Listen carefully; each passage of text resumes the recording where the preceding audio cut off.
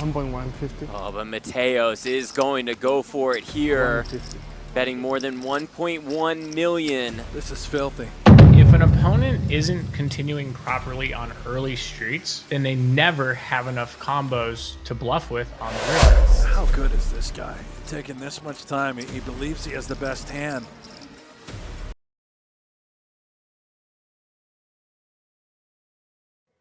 Welcome back, everybody. We got a fun hand today with two players that are in my top 5 toughest players to play against, Adrian Mateos and Adrian Mateos. I thought you'd like that.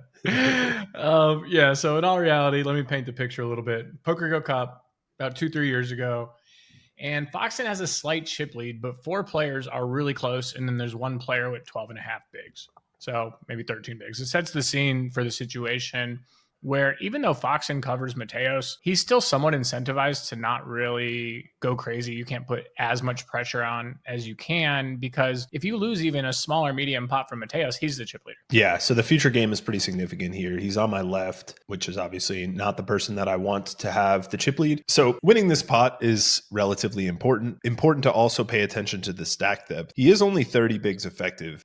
So this does mean, when we're thinking about ICM, we want to highly consider how likely someone is to bust by making a decision. So 30 big blinds can definitely get in quite easily. So I do know, although pressure isn't insanely high for him, it's still significant because Joe does have, 13 big blinds, and it's definitely a spot where getting 5th in losing a big pot to me here is obviously is pretty detrimental. So he's going to have to be a little bit tighter from the big blind, and I get to be a little bit looser from the big blind, or from the small blind rather. I do end up having a hand, ace 9, good enough to raise in almost any scenario. It's not a hand. It's a hand that definitely wants to capitalize on winning pre-flop with its blockers, not allow some of the, other hands to realize equity for free. Obviously there's a ton of hands with 40%. So I think I'm gonna raising here pretty standard. It looks like I go to 3.2x or whatever, 3.15x, which maybe I could see an argument for smaller or larger, but the sizing seems pretty normal. Just gonna start building a pot. We are at a position, definitely happy to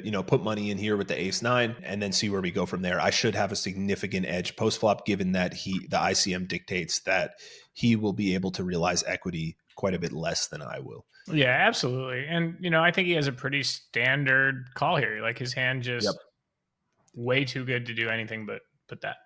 Yeah. But really not good enough to get in. Perfect hand to call. Definitely doesn't want to raise. Terrible blockers for trying to bluff raise here. I love how very happy. Waste no time. He's just like, this is calling it. I'm going to call.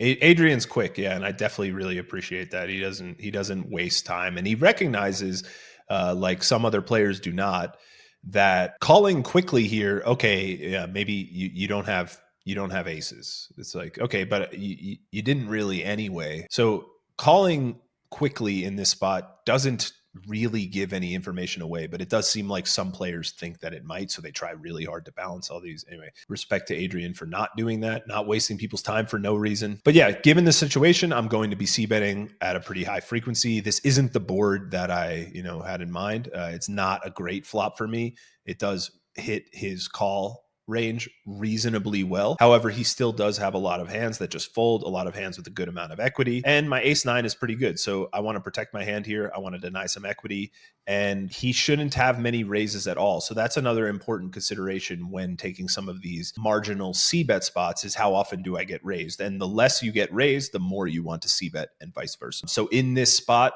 I don't think Adrian has much, if any, raises. If he has a hand like 6-5 or queen 6 suited, queen 5 suited, he's just going to call and try to let me keep bluffing. And then if he has any of the other hands like the 7-8, the 9-8, like he does, even the jack 10 type of hands, he's probably just going to call. This bet is designed to get hands like king 4 suited, etc., to fold out their equity and maybe get a little bit of value from the 9-8, the 7-8, and the jack 9 suited, the jack 10 suited, etc.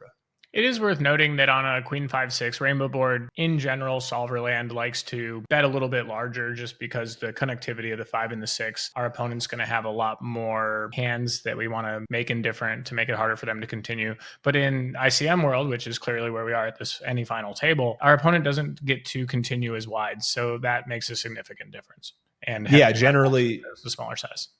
Yeah, generally, like is kind of like what was mentioned before. In a chippy V scenario, I'm going to want to bet less often and bet for a larger size. However, because we're in ICM and he doesn't get to realize his equity as profitably, I don't have as much incentive to bet as large with anything. So I can get away with a quarter pot bet here. So as you stated, very few raises. Adrian comes with a pretty standard call here. Yeah, he's got backdoor flush draw, gut shot, 2 overs to the second card. Definitely a spot where he cannot be folding way too much equity against a lot of my hands, especially all of my bluff. So now our hand really can't do that much betting. The goal would be to maybe fold out a 5 or a 6, but it's probably would be betting way too much if we did that. Yeah, and it's important to go back to like the reasons why I bet the flop. The primary reasons were value and equity denial. So I've accomplished that on the flop. I probably got some value from some hands. I denied some equity from some of his auto folds, which are obviously no longer in his range. And now I just have a spot where my hand's good, a good amount. But if I bet and get called, it's never good. And it's not really a good combo to be bluffing with because I don't have any interaction with the board whatsoever. So it's just a spot where I have to hope my hand is good, hope I'm able to get the showdown and kind of see what he does on the turn. And so you check, he bets third-ish, I think. And this is a tricky spot with ace-9. Like I would say the vast majority of players are probably just going to fold here. And, spoiler, Foxen's going to come with call guys. But, there are a lot of hands that Adrian flats the flop with that we're still well ahead of. Like, yes, we block 8-9 and 7-8 and 7-9. But Adrian also has the king jacks, the king tens, the jack 10 suited, the 9-10 suited, stuff like that. Yeah, exactly. I just thought there were too many of those floats that now bluff for me to just fold right away. I also felt like in this hand, I got a bit of a read. After I checked the turn, he kind of went a little flush. And to me, that just seemed like very likely that he had a hand that he was like, okay, like I'm going to bet the turn and then probably bluff the river a lot with. So he was like, it was like that realization that he's going to be putting in a good amount of money with nothing, kind of like whether it be excitement or nerves or whatever. There was a little bit of that. We also have a lot of dynamic. I played with Adrian a ton, played a lot of big spots, a lot of big pots. So I know that he's not super comfortable bluffing me. He knows that I know that he knows that I'm not the easiest person to make fold. So to me, it would make sense. Hold on. This is news to me. You're not easy to make fold? I mean, maybe for you, but okay. yeah, not for anyone else. I think those must be pity folds then. Yeah, it's pretty much what it is. I feel bad. I let you win one here or there. Oh, what a fucking guy. So I think that he was like prepping himself for that basically, and kind of like a here we go again type of feeling was my like intuitive read in the moment. So it just made me a lot less likely to fold. Folding the turn was never an option, especially for the small size. And now finding now the river is where things get really interesting. So I remember when we first reviewed this hand for our Chip Leader AI subscribers, or maybe we did a video for them in there. And I'm remembering something about the 9 of diamonds being a bad card on a street, but a good card on another. Do you remember that? Yeah. So, well, I vaguely remember it, but it still remains true that the 9 of diamonds is bad for us on the turn to some extent, but it actually, although it might appear good on the river or bad on the river, it actually is a indifferent card on the river to have in our hand. And the reason for that is you might think that flush draws are somewhat common bluffs for him on the turn. However, or on the river rather. However, on the turn, given the fact that I do have some check raises, flush draws are going to be some of his least common bets on the turn because he's going to want to make sure he realizes all of that equity. Betting and getting raised on the turn, let's say he had 9-8 of diamonds or 10-8 of diamonds or 10-9 of diamonds, like betting and getting raised is a complete nightmare.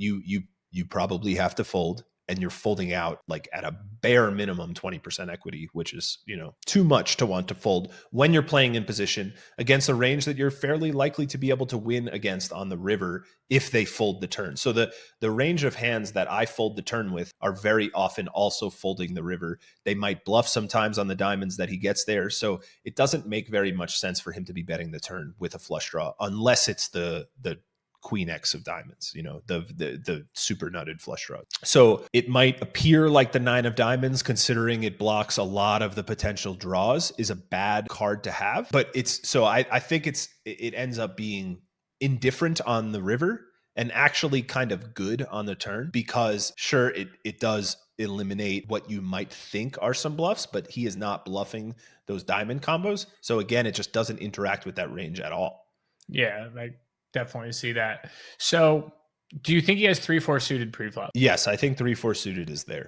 Okay, so when we're looking at this decision when he bets the river, it's an incredibly difficult spot. So some of the things to think about are 5s and 6s. I think there's a really good chance he's all in pre with those, especially against you. Yep, I think so too. So we're going to take those out. Queen 6 suited and Queen 5 suited. There's only 2 of each of them. There's only the Queen 6 of hearts and spades and the Queen 5 of spades and diamonds. So there's not very many of those. The value portion of his range for this sizing, probably Queen Jack plus. Do you think that's fair?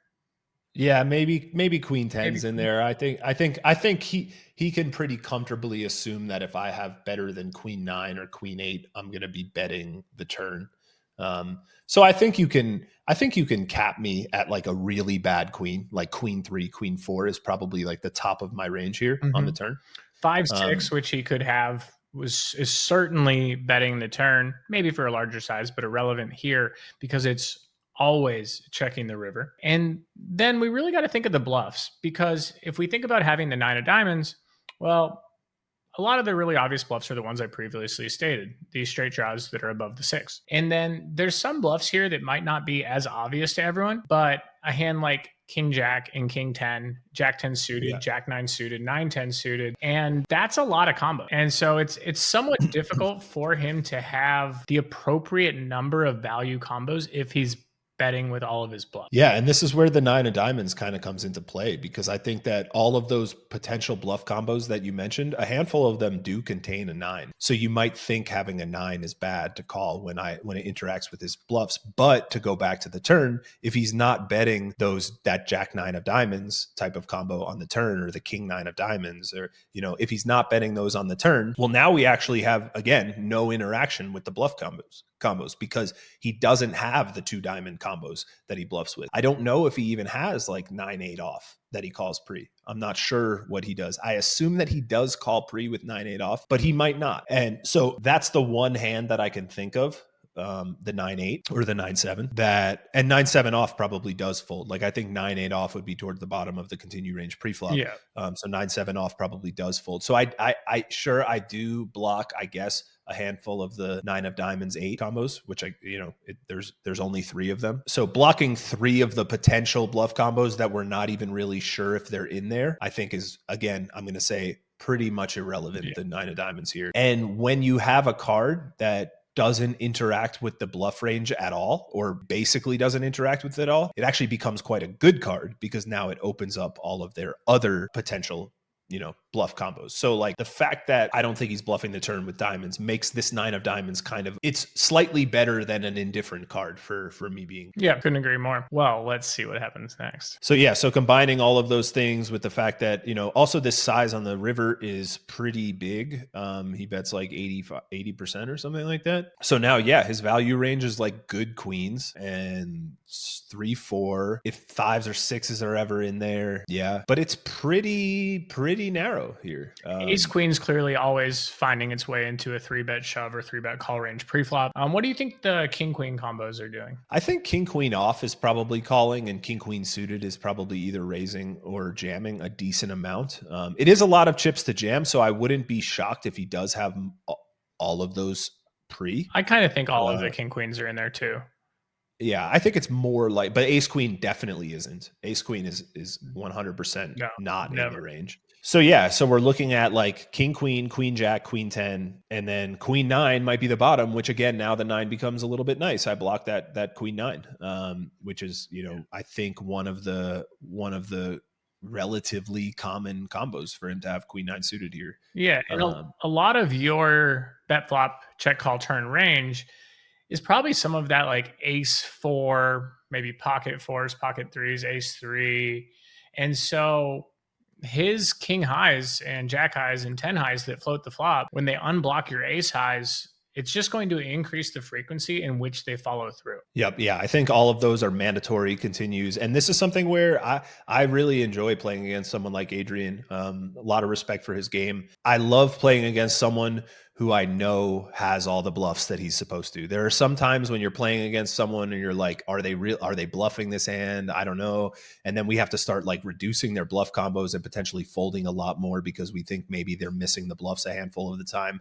But he's someone who I know if he gets here with Jack 10 of hearts, like he's not just going to give up on the river. It's just not going to happen. If he gets here with 7-8, 9-8, 9-7, all of those hands, just they're always bluffing. And also, so it does. Sorry, did you finish? No, it does make calling a little bit easier knowing that he has, I think I have a pretty good call combo. That's the other thing that I guess we didn't touch on too much is like, what does my range look like at this point? If I'm going to keep betting a queen a lot on the turn. So now when I check, my range is pretty capped at like a bad queen, jacks minus. And then I have a ton of these ace highs. I might even have some diamond combos myself. So I think this ends up being toward the high end of my range, as crazy as that might seem. And you mentioned about you like it because he's bluffing the appropriate frequency. One of the biggest takeaways that I had when doing some studying this year was if an opponent isn't continuing properly on early streets, then they never have enough combos to bluff with on the river. And like, that's how like a general statement would form around it.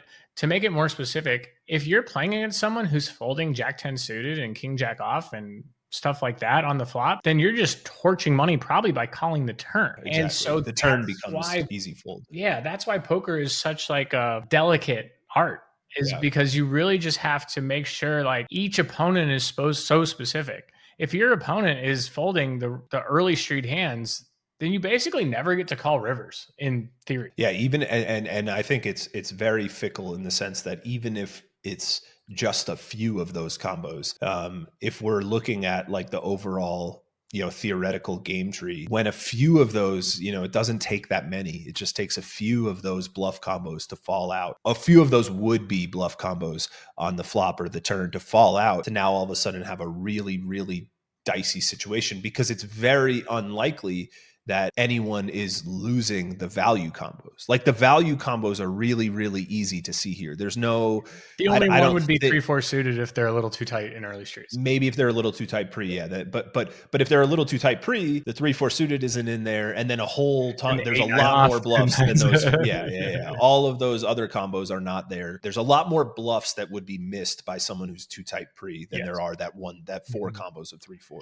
I think that's the biggest takeaway for anyone that enjoyed this video is people who don't find the early street continues almost never have enough combos to bluff with on the river. Yeah. So knowing that this is someone who's going to float me with all of those different combos, there become a lot of bluffs now on this river, and that's why I think his size King is pretty 7 good. suited is one we didn't even mention. Yeah, like King. There's a myriad of King 4 suited, King 4 suited, King 3 suited, all those with the backdoor flush. Like there's a lot of those hands in there. So it's like King 3 of clubs, King 4 of clubs, King 3 of hearts, King 4 of hearts, King 7 of hearts, King 7 of clubs, King 7 of, I guess King 7 of diamonds won't be there on the river, but all of those are in there on the flop. And yeah, if any of those start to fall off before that, then my turn play and river play is completely thrown off. But it's important, like we have a spot here where I end up getting to make a nice hero call and, it's fun and all that. But it's so important. The takeaway from this should more so be that more than anything, that this is extremely player specific. And I probably wouldn't be doing this against a vast majority of the field. And that's not a bad thing. Like, I think it's common for people to be frustrated by that. But what you need to realize more than anything else is if that's the case, what that means is that your pre-flop raise is worth infinitely more. Your flop c-bet is worth infinitely more. And then you've captured all your EV from these tight opponents. That's where you make the money off of them, is by making them fold too many hands pre-flop, making them fold too many hands on the flop. Okay, we've realized all of our excess EV beyond whatever equilibrium is from this opponent. Now we're in a section of the game tree where every chip that goes in, a huge percentage of them go back to them. Now they're in their winning phase of the game tree. And we just need to recognize that and be passive and very quick to fold if that's the case. Obviously, determining when that's the case is easier said than done.